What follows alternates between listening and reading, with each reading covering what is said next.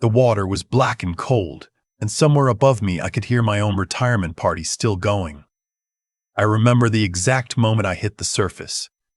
The shock of it. Not just the cold, but the disbelief. 63 years of building something, and this was how it ended. Floating in Lake Tahoe in a tuxedo, watching the lights of my own lodge shimmer through the pine trees on the shore. I had sold the company that morning. $41 million, wired clean before lunch. By evening, we were celebrating. I should back up. I spent 31 years building Caldwell Freight Solutions from a 2-truck operation in Reno into one of the largest regional logistics companies in the western United States. My wife Annette, God rest her, she was there for every single year of it. She used to sit at the kitchen table with me until midnight, going over route maps and fuel costs when we couldn't afford an accountant. When she passed, 4 years ago, pancreatic cancer, I kept the company going because I didn't know what else to do with my hands. My daughter was 29 when her mother died. She held everything together better than I did, honestly. She drove me to the hospital every time, sat with me in those waiting rooms, cried with me in parking garages when we thought nobody could see us. After the funeral, she stayed with me for 2 weeks, sleeping in her old bedroom, making sure I ate. She married her husband the following spring. I walked her down the aisle myself. I paid for the wedding, the honeymoon in Tuscany, helped them put a down payment on a house in Sacramento. He was a financial advisor, friendly enough, firm handshake, good teeth. The kind of man who always seemed to be calculating something behind his eyes. But I told myself that was just his professional manner. His name was, well, I'll just call him my son-in-law. That's all he ever really was to me, a title. Not a person I actually knew, as it turned out. The idea to sell came slowly, then all at once. A larger company out of Phoenix had been making offers for 2 years. After Annette passed, I started listening differently. I was 63 and tired in a way I hadn't been at 50. My knees hurt in the mornings. I wanted to sit somewhere quiet and watch a lake and not think about freight tonnage or diesel prices. The offer was good. Fair, actually. Better than fair. My son-in-law was very interested in the sale. He started calling more often, stopping by my office in Reno under the guise of checking on me. He brought donuts sometimes, which I thought was touching until I noticed he never actually ate one himself. He asked a lot of questions, tactful questions, the way a man who's been trained to extract information does it. Sideways, conversational, never direct. "Dad," he said one afternoon. He called me Dad, which I had encouraged early on and later regretted. "Have you thought about what you're doing with the proceeds after closing?" I told him I hadn't decided yet. "You should really think about diversification," he said. "A man in your position, liquidity event this size, you want to be careful. I've got some ideas if you want to sit down." I told him I appreciated it. I did not sit down with him. He started talking to my daughter differently after that. I noticed it at Easter. She seemed quieter than usual, a little distracted. She kept glancing at him across the table. Once, when I got up to use the restroom, I heard him say something low and clipped that stopped when I came back. She smiled at me like nothing had happened. I told myself I was being a suspicious old man. I closed the sale on a Thursday in November. We signed the final papers at 9 in the morning in a conference room in downtown Reno. My attorney, a woman I'd worked with for 15 years, squeezed my arm when it was done. I sat in my car afterward for about 20 minutes, looking at nothing. That evening, I opened the lodge. The property on Lake Tahoe had been in my family since my father bought it in 1971. 3 acres, a main house, a guest house, a dock. We used it every summer when I was growing up. Annette loved it more than anywhere else on earth. After she died, I couldn't bring myself to sell it, even when the property taxes started to feel like a punishment. I had the caretaker open it up, brought in a catering company, invited maybe 40 people, business associates, old friends, a few neighbors. My daughter came with her husband. She wore a dark green dress and looked beautiful and kept touching my arm all night, which I thought was because she was happy for me. Later I understood it was something closer to guilt. My son-in-law arrived with a bottle of scotch as a gift and a smile that was working very hard. The party moved to the deck around 9 o'clock. The lake was flat and black, and there was a half moon sitting just above the mountain line. Someone had strung lights along the railing, and there was music coming from inside, and for a little while, it felt like a real celebration, like something had been earned and completed. I was standing at the far end of the deck, closest to the water, holding a glass of bourbon that I had barely touched. I was watching the moon's reflection on the lake and thinking about Annette. How she would have stood right here, how she would have leaned into my shoulder. I heard footsteps behind me and assumed it was a guest coming to offer congratulations. It wasn't. I felt both hands on my back, firm, flat, deliberate, and then the railing was gone, and the night air was gone, and I was in the water. Lake Tahoe in November is 39 degrees Fahrenheit. The cold hit me like a physical blow, like being struck by something solid. My lungs locked. I couldn't scream because I had no air to scream with. I went under and came back up and went under again. And by the time I broke the surface a second time, I was maybe 15 feet from the dock. I am not a young man and I am not a particularly strong swimmer. But I had my life jacket instinct, which is to say I had survived 63 years by refusing to panic in the moments when panic would kill me. I kicked. I kept my chin up. I got to a piling on the dock and held on. Nobody had seen me go over. The music was still playing. The lights were still strung along the railing. I hung there in the freezing water for what felt like a very long time. It was my caretaker who found me. He had stepped out back to check the generator and heard the splash. He's a quiet man, former army, 60 himself, and he didn't shout or run for help or make a scene. He just walked to the edge of the dock, looked down at me and said, "Mr. Caldwell, give me your hand." He pulled me out. He wrapped me in a tarp from the equipment shed. He walked me to the guest house through the side path so nobody from the party would see. He did not ask questions until I stopped shaking. Then he told me what he had seen. He had been on the side deck, near the kitchen entrance, taking a cigarette break.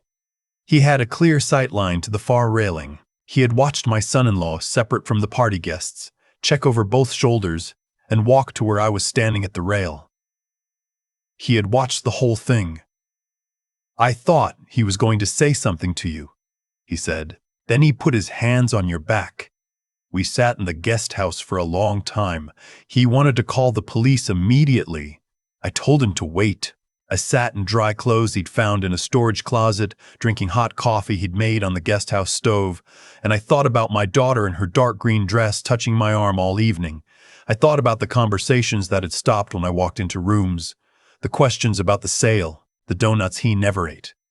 I thought about what happened if I called the police tonight, in front of 40 witnesses at my own retirement party, my word against his. No camera. A caretaker who'd had a couple beers and was standing 40 feet away in the dark. I thought about what I had just been worth, and what I was worth now, and what my son-in-law knew about both. And I made a decision. I told my caretaker that as far as anyone was concerned, I had fallen over the railing after too much to drink. Clumsy old man, caught himself on the dock, nothing serious. He looked at me for a long time without speaking. Then he nodded. We went back to the party at 11. I changed into clothes from the main house, made some excuse about spilling on my jacket. I found my son-in-law by the fireplace and shook his hand and thanked him for coming. His grip was steady. His eyes were steady. He was very, very good at being a person. "Glad you're still with us, Dad," he said. "Me too," I said. I meant it differently than he thought I did. That night after the party ended and the caterers left and my daughter and her husband drove back toward Sacramento, I sat with my caretaker at the kitchen table until 3 in the morning. I told him everything I had noticed over the past year. The questions, the conversations that stopped, the way my daughter had been looking at him. He listened. He didn't interrupt. When I finished, he said, "What do you need from me?" I said I needed a few weeks. The next morning, I called my attorney. Not about the police. Not yet. I called her about my estate documents. I told her I wanted to make some changes, quietly, and that I didn't want anyone outside her office to know I was making them. She is a woman who has known me for 15 years, and she asked no unnecessary questions. I also had my doctor run a full cognitive battery, blood work, memory assessments, the works. I had been hearing, through various channels, a particular phrase in conversations that stopped when I walked in. The phrase was capacity concerns. I wanted documentation that my mind was exactly as sharp as it had ever been. My doctor was puzzled but obliging. The results were thorough and unambiguous. And then I got quiet. I stopped calling my daughter as often. I let some time pass. I paid attention to what arrived in the mail and what didn't. About 3 weeks after the party, my son-in-law called me, cheerful, casual, to say he'd been putting together some investment materials, just some ideas, nothing formal, and would I be open to sitting down? I said sure. I said that sounded great. I said I'd been feeling a little foggy lately. Honestly, just tired, post-sale exhaustion, and I would really appreciate his guidance. The pause on his end of the line was barely perceptible. Of course, he said. Whatever you need. We met at a restaurant in Sacramento the following week. He brought a folder. I brought a voice recorder in my breast pocket, which is legal in California under one-party consent and which my attorney had told me to use. He walked me through a series of investment vehicles that were, as far as I could tell, either legitimate instruments with his firm positioned as beneficiary or outright vehicles for moving my assets under his control. He spoke slowly. He used simple language. He treated me like a man who might not remember what he'd ordered for lunch. I nodded and asked mild questions and let him think what he wanted to think. After that meeting, I had a second one with my attorney and a private investigator she recommended. Over the following 2 weeks, that investigator found 3 things. The first was a consultation my son-in-law had made with an elder law attorney the previous August, 5 months before the sale closed. The subject of the consultation, according to a source I won't detail, involved pursuing guardianship of an aging parent on the basis of diminished capacity. The second was a conversation he'd had with a broker at his firm about a trust structure that would allow a court-appointed guardian to consolidate and manage assets on behalf of an incapacitated individual. The third was an email, pulled from a discovery process I again won't detail, sent from his personal account to my daughter's phone number 9 days before my retirement party. The subject line was blank. The body said, "After Thursday, everything changes. Stay calm and let me handle it." I read that email sitting at my attorney's desk on a Tuesday afternoon. I read it twice. Then I put it down and looked at the window for a while. My daughter.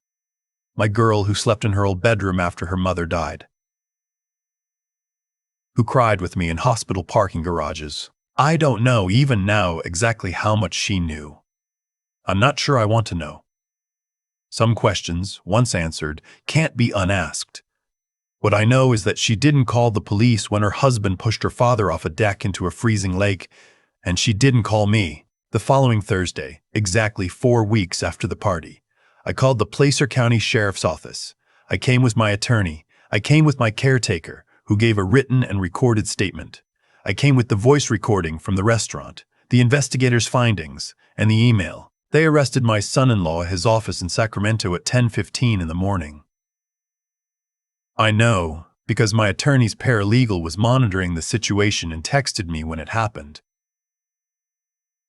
I was sitting in my kitchen in Reno having coffee.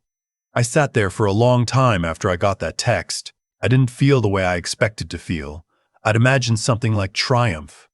What I actually felt was tired and sad and strangely hollow, the way you feel after a very long storm finally passes and you go outside and look at what it left behind. My daughter called me that afternoon. She was crying before I said a word. "Dad," she said. "Dad, I didn't know he was going to." And then she couldn't finish the sentence. I let her talk. I didn't interrupt. I listened to her the way my caretaker had listened to me, at that kitchen table at 3 in the morning. When she was finished, I said, "I know." And I did. Not because I believed every word she said, but because I knew her in a way I could not know him, and because her grief sounded like the real thing, and because her mother would have wanted me to leave a door open. She came to Reno 2 days later. She sat across from me at the kitchen table, and she was smaller somehow than I remembered, and younger, and I could see her at 9 years old the way I always could when she was frightened. I told her I loved her. I told her that what had happened had broken something that would take a long time to repair, and that I would need her to be honest with me, completely, about everything she knew and everything she had suspected. I told her that if she could do that, if she could give me the truth even when it was ugly, I was willing to try. She was. And she did. And some of what she told me was hard to hear, and I will keep those details between us. Her husband is in custody pending trial on charges of attempted murder and elder financial fraud. His attorney is arguing diminished intent on the fraud charges and self-defense on the physical charge, which tells you something about the quality of the representation his parents' money could afford. My estate is intact. My documents are redrawn. My attorney has standing instructions that if I am ever declared incapacitated by any court or proceeding without her direct involvement, she is to contact specific people immediately and contest everything.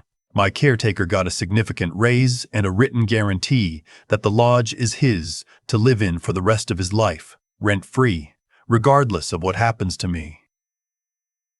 That was the least I could do. That is, honestly, far less than he deserved.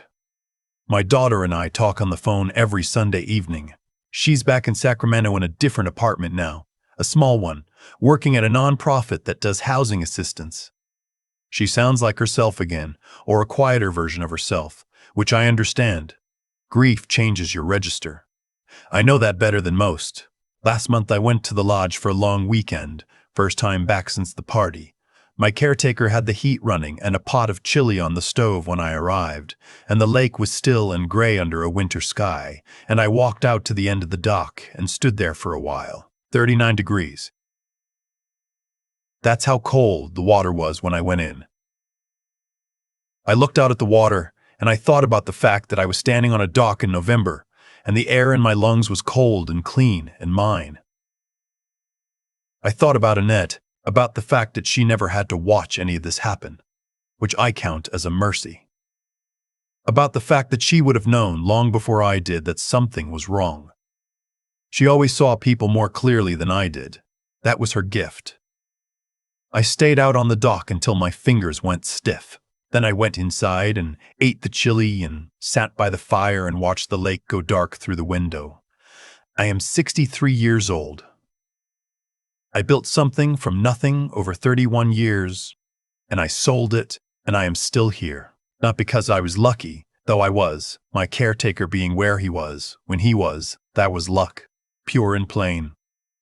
But also because, when the water was black and cold and the party was still going without me, I remembered who I was. I have spent my whole life knowing when to hold on and when to let go. I held on to the piling. I let go of the man who tried to take everything I had built. The rest, I'm still figuring out. But I've got time. More than he counted on,